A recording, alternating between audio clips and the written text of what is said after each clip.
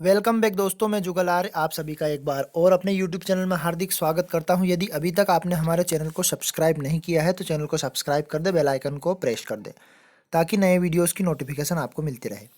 हमारे वीडियो का विषय चल रहा है प्रश्न बैंक कक्षा 10वीं मैथ्स विषय का जो प्रश्न बैंक चल रहा है, जिसमें हमने 11 पार्ट्स में इस वीडियो को बना दिया है। 11वें अध्याय तक हमने वीडियो आपका कवर करवा दिया गया। आज हम 12वां अध्याय वृत्त से संबंधित क्षेत्रफल के संबंधित बारे में हम पढ़ना चाहते हैं और इस वीडियो में हम इस वीडियो के अंत तक आप बने रहें, जो कि मैं आपके संपूर्ण सॉल्यूशन के साथ इस वीडियो को आपको प्रोवाइड करने वाला हूं। इसमें 2 अंक के विकल्प आने वाले हैं, 1+1 और 2 अंक का एक सवाल आने वाला है। तो यहाँ पर हम देखते हैं 2 तो विकल्प आएंगे और 2 अंक का एक प्रश्न आएगा। टोटल मिला के यहाँ 4 अंक के आपके क्वेश्चन आने वाले हैं। अब हम इस वीडियो को आगे बढ़ाने से पहले मैं आपको ऑब्जेक्टिवली प्रश्न को आपको कवर करवा देता हूँ, जो कि आपको हल सहित इनको कवर करवाने वाला हूँ और इनके आंसर भी आपको बताने वाला हूँ। वीडियो के अंत तक आप बने रहें।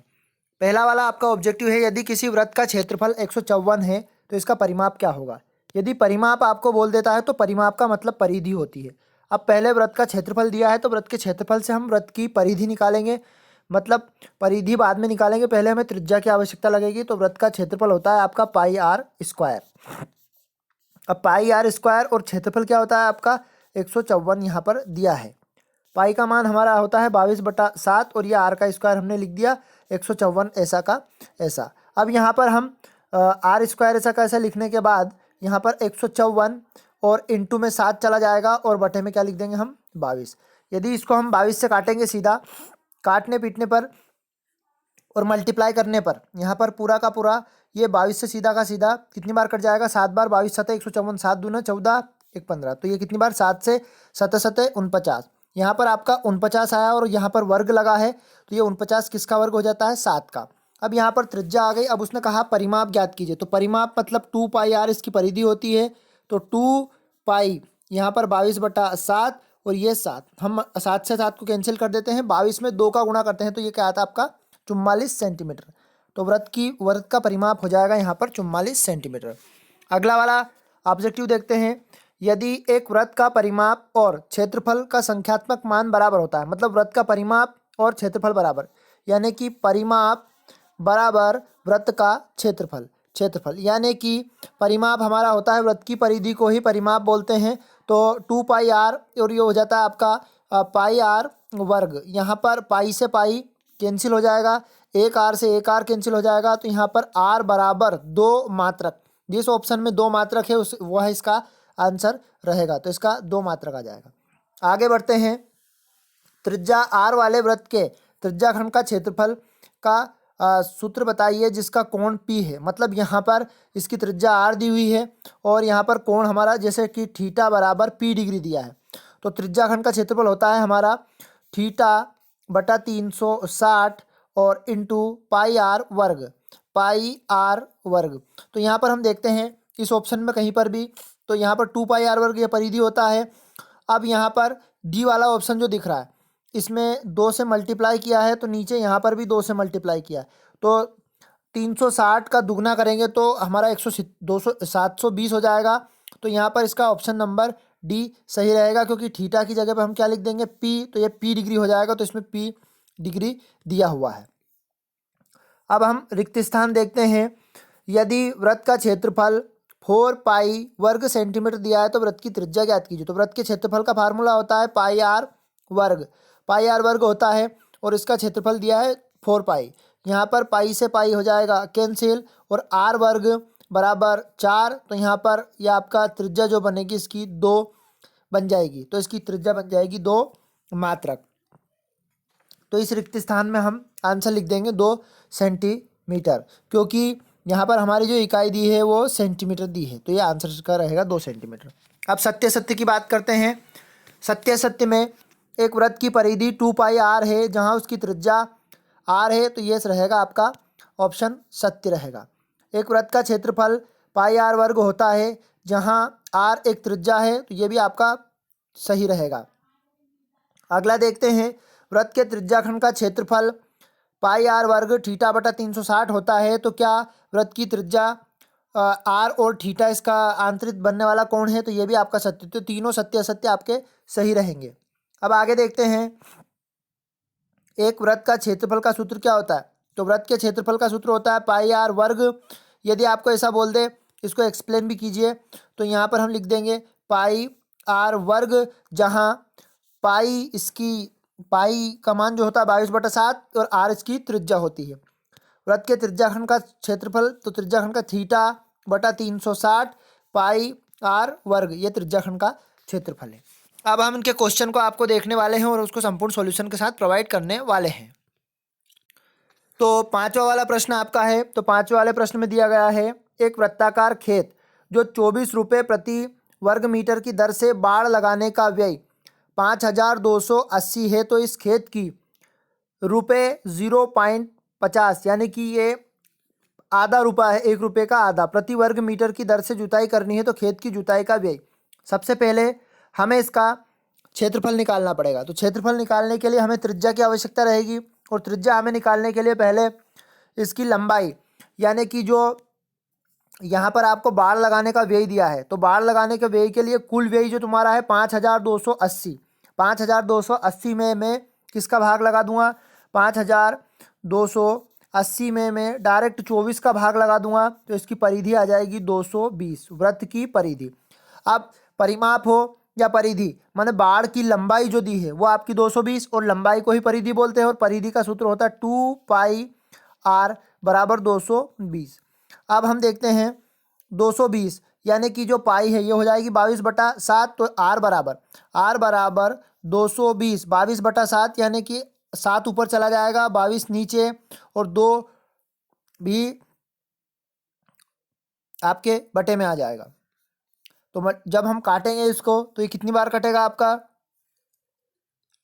2 से काट देंगे, 22 से काट देंगे सीधा, तो 10 बार कट जाएगा ये 22 से, और इसको 2 से काट देंगे तो ये कितनी बार कट जाएगा हमारा? 5 बार। यानी कि हमारी जो त्रिज्या आई है वो कितनी आ जाएगी?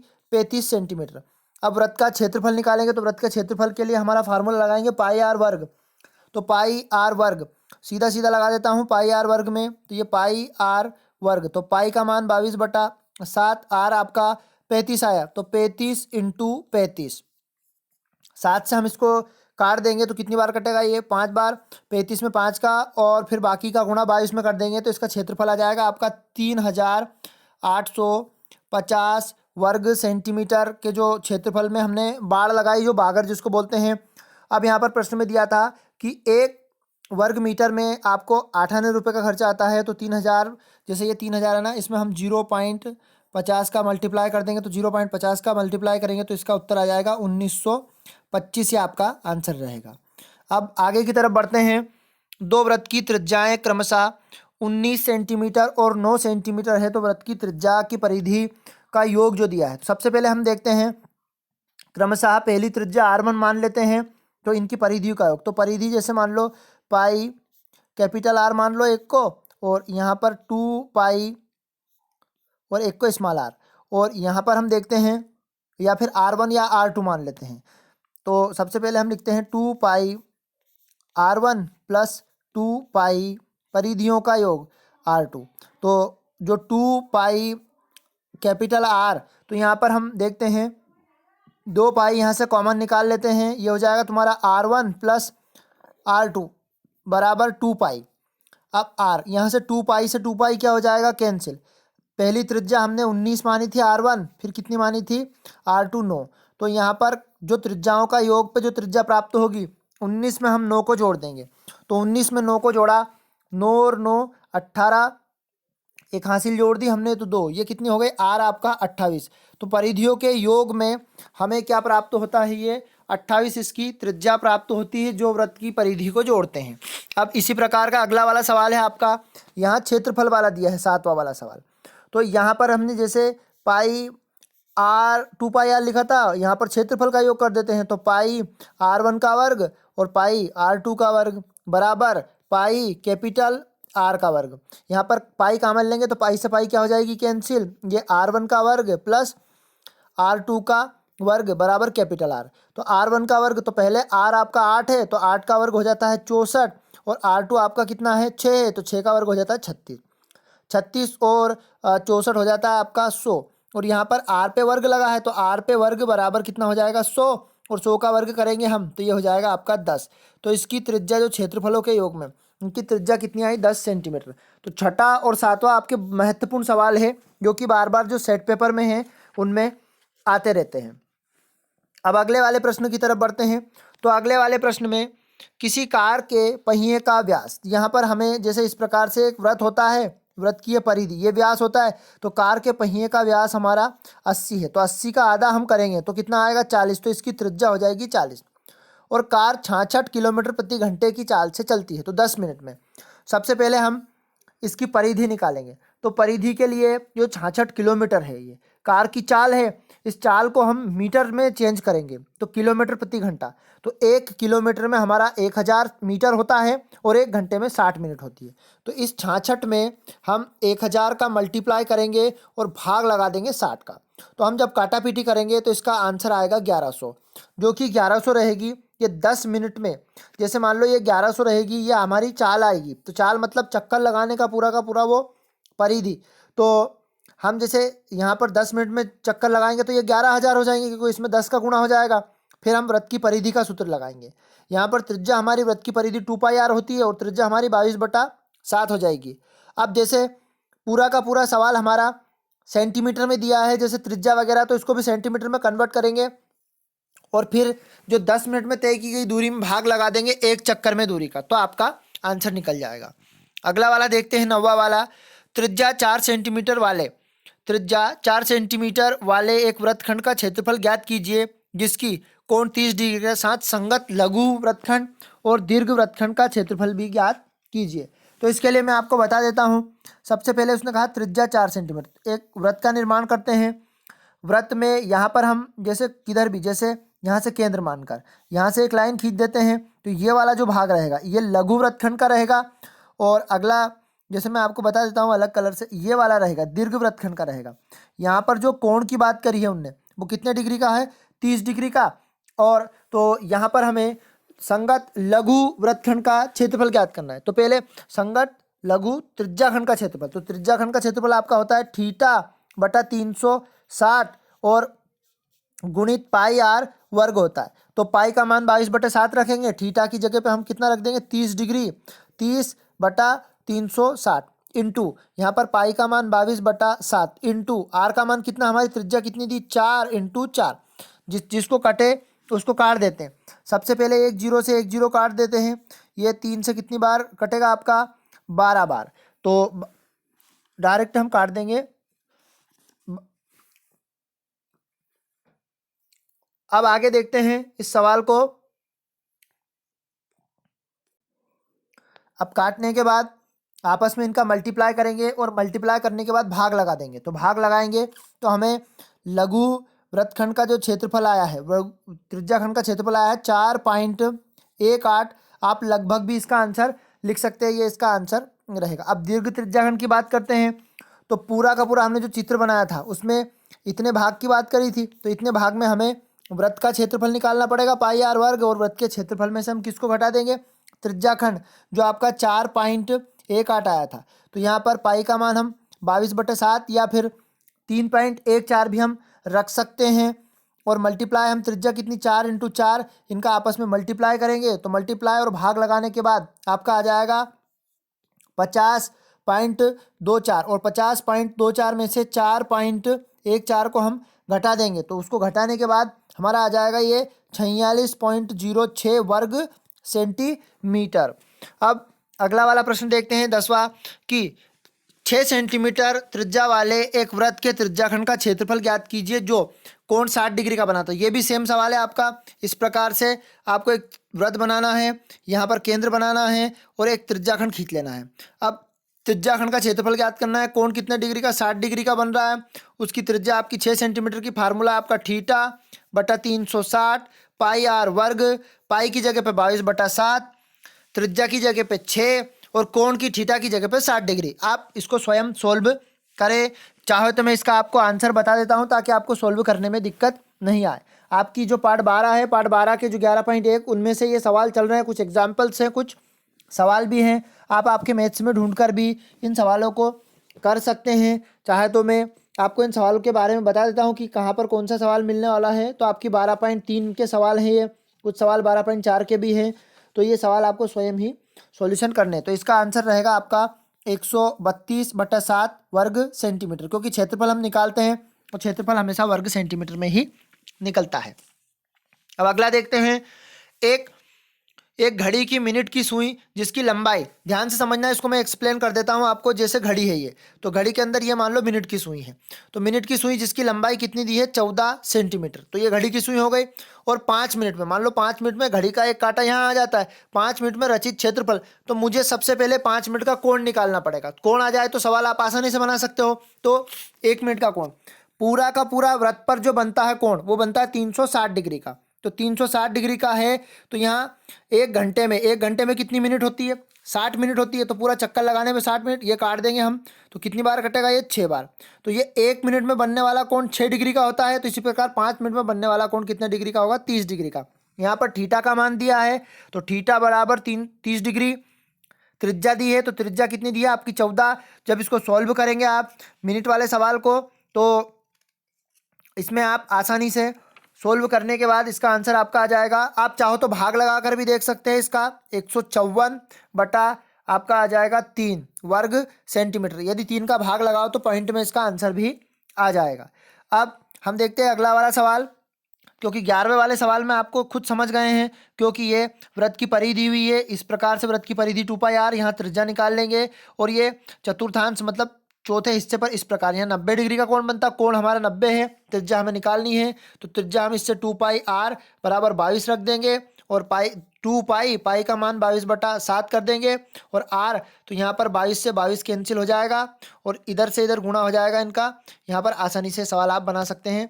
और 11वें सवाल का आपका आंसर हम बता देते हैं आपको कितना आएगा। तो 11वें सवाल का आंसर आएगा आपका 77/7, यानी कि इसको आपको 77/7, इसका आंसर 77/8 वर्ग सेंटीमीटर, इसका आंसर आपको लेके आना है किसका, 11वें सवाल का। आप भाग लगाकर भी इसको ला सकते हैं।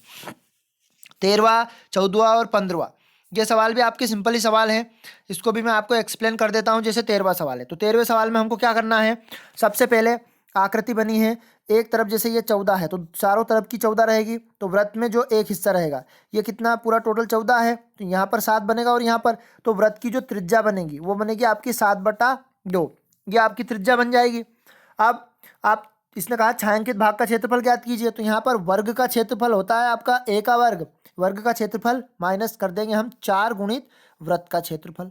वृत्त का क्षेत्रफल 4 क्यों, क्योंकि 4 वृत्त छोटे छोटे बने। जैसे आप वर्ग का क्षेत्रफल लगाएंगे, यानी 14 का वर्ग होता है 196। 14 का वर्ग करने के बाद उसमें से हम वृत्त का क्षेत्रफल घटा देंगे, तो वृत्त का क्षेत्रफल आप निकालोगे, सॉल्यूशन करने के बाद आपको आएगा 154। तो 154 में से उसको 196 में से 154 को घटाओगे तो आपको 42 वर्ग सेंटीमीटर इसका आंसर रहेगा। कौन से सवाल का, 13वें वाले सवाल का।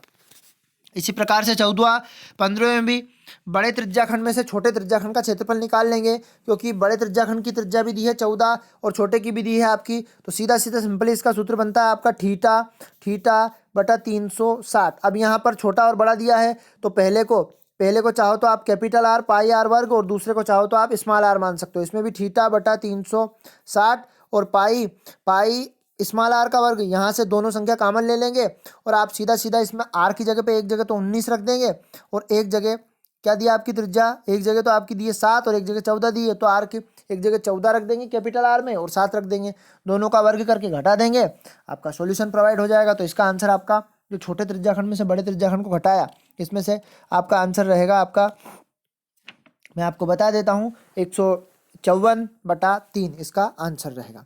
तो 16वें वाले सवाल को, तो 16वें वाले सवाल में 2 भाग दिए हैं आपके, तो इसमें भी वर्ग का क्षेत्रफल a का वर्ग निकालना है, और वर्ग का क्षेत्रफल माइनस 2 अर्धवृत्त है, 2 अर्ध, या तो वृत्त का क्षेत्रफल लगा दो, या 2, तो 1/2 गुणित 2 अर्धवृत्त का, और ये पाई r वर्ग कर दो, 2 से 2 कैंसिल, एक वृत्त ही बचेगा।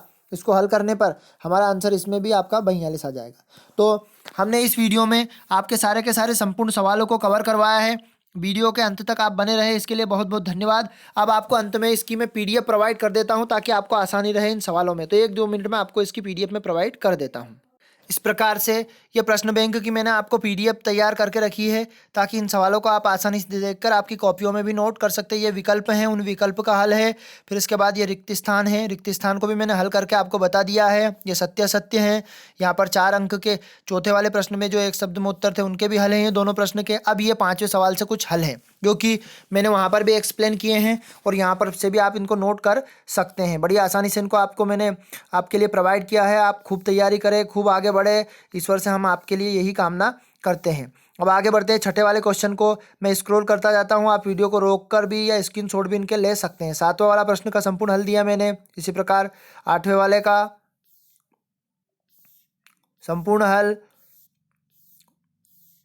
फिर 9वां वाला ये प्रश्न बैंक, मैथ्स कक्षा 10वीं अध्याय 12 के सारे प्रश्न का संपूर्ण हल आपको मैं प्रोवाइड कर रहा हूँ, जो कि परीक्षा के लिए अति महत्वपूर्ण है। ये प्रश्न नंबर 11वां, ये प्रश्न नंबर आपका 12वां, प्रश्न 13, यहाँ पर आपका प्रश्न 15, प्रश्न नंबर 16 आपका।